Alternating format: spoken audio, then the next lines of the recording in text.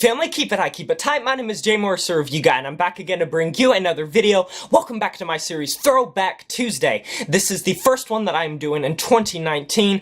This series will be going up every single Tuesday, and it revolves around albums that came out 3 months ago or further back, albums that I did not get the chance to review when they came out, or that are classics that I could not review in my normal album review series because I'm constantly reviewing newer stuff. And today we're going to be reviewing this album, Daughter's album, You Won't Get What You Want. You could not escape this album when it came out. It had so much publicity and notoriety in the public eye that you would think this is the next biggest breakthrough in music. And I don't think they're that far away from the truth. Not only was this album unescapable, you could not get away from it, but hand in hand with that went the amassing success of the album and the publicity of the success and the praise rave reviews. But better late than never, let's get right into this album. So Daughters, they were formed in 2003. This is their first album since their self-titled third studio-length album back in 2010. This is their first album since then. They're from Providence, Rhode Island, and they are a noise rock band with a lot of no-wave influences, industrial influences, as well as punk influences, as well as grind influences in some of their earlier stuff. There's a lot of stuff that goes into this band. City Song starts off with an amazing drone intro that sounds like drones should be. Repetitive, coursing, ominous, eerie, super earwormy, a little bit catchy, foreboding, and then you get the lead vocals that sound monotone, almost spoken word. It just sounds like this unhinged, just dying person just venting their frustrations to you on their deathbed over these just violently pounding drums that sound like something out of a demented funhouse. The drums are insane on this track, and the vocals sound like a far cry for help. Long Road No Turns goes even more crazy, if that's even possible. The instrumentation takes this extremely eerie, insane pause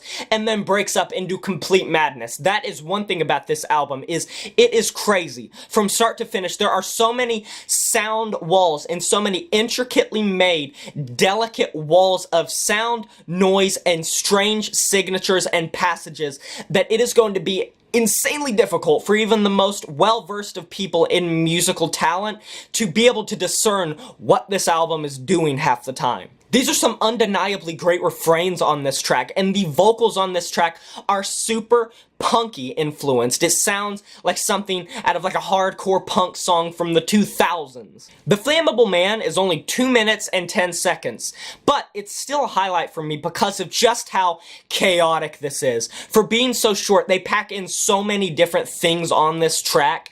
The punky feel of this track really makes me like it even more. I'm usually not that into punk, but the way it was worked into this album, the way it's weaved into this album, specifically this track, just works out so well in my opinion. Lord's song, I cry about it. This dude's vocals sound so broken, so rigid, so jilted, and so out there that I adore them from top to bottom. Under most situations, these types of vocals should not be as good as they are, but they are. The multiple vocals just sound wonderful on this track. They're layered and they're just jumping from ear to ear, and it sounds like the ramblings of a madman. And this track does seem a bit catchier. The instrumentation to me seems a bit more sticky and infectious than some of the previous tracks that are just so loud they're ear piercing.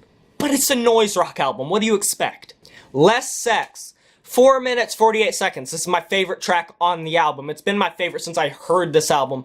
Funny enough, I heard this album probably a month ago, and I listened to it again for this review, but Less Sex, I love this track so much. It sounds like some early 9 Inch Nails, or some sort of industrial rock from the 90s, early 2000s maybe. Super bassy, super low tuned. The vocals sound very differently mixed than the entire album, but in a good way. Most of the time the vocals get drowned out by the instrumentation, but not necessarily in a bad way. They're just over this instrumentation and they're just sounding there. Well, he's actually singing and sounding very prominent on this track. This is probably one of the most, I guess, commercialized songs, if you can even call it that. This is Daughters, so I mean, it doesn't work like that. But I do love the overtone of this song, the murky, just dun dun dun dun dun dun dun dun dun dun dun dun dun dun dun, and then you get the lower register vocals. I love the way that it breaks up after every verse into just this noise rock. There's just Daughter, for me at least, not very standout. I can't really put my finger on why. Technically, it's cool. It's a nice track. It just doesn't stand out to me that much. The Reason They Hate Me gave me the strangest comparison, and please do not ask me to explain why. I can't explain it. A steampunk anime. Those probably exist, but steampunk anime. This sounds like Wall-E on crack. Like, strong language warning ahead, but I just wanted to quote one lyric. This album blends crazy lyricism, unhinged lyricism, funny lyricism, poetic, like, extremely poetic lyricism, like book poetic lyricism. I just love how this track opens when it's just like, don't tell me how to do my job and carry on like a son of a bitch. This dude sounds manic. He sounds like he is insane, and it works so well for this album. This is such a good inner monologue of someone just losing it. Someone just going off the deep end, life got too much, pressure got too much, and just flying off of the deep end. This is such a dark album and such a dark track that I cannot even pinpoint where they got this idea, but this dude sounds insane, and that's all I know. Ocean Song, 7 minutes, 20 seconds.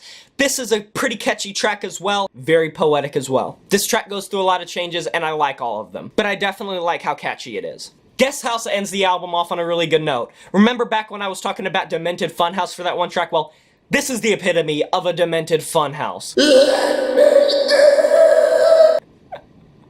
These vocals are insane. Like, they're not even trying to be on pitch. Less Sex is pretty much the only track on this entire album where you're going to get something that is even remotely on pitch. Yeah, this album's really good. You have to be in the right mind to listen to. Like, it's not something that I would go out of my way to just listen to randomly because of how abrasive it is, and I can see why it would be off-putting for some. And even though this isn't an album that I would, like, necessarily go back to a bunch, it was definitely one of the most insane listens I've had, like, in general, and it is a very good artistic representation and statement. I gotta give it that. And for the artistic representation and how good of an album it is on that standpoint, as well as the lyricism, the deadpan delivery, everything about this, the uniqueness of it, I want to give this album an 8 out of 10. And is that a wrap? That's a wrap. Thank you guys for watching. Please leave a like below, comment on the video, and subscribe if you haven't. Smash that notification bell to be notified of my regular uploads, and I will talk to you guys next time. But until then, my name is J Morris, the Review Guy. See you next Throwback Tuesday. Till then, I'm signing off saying farewell.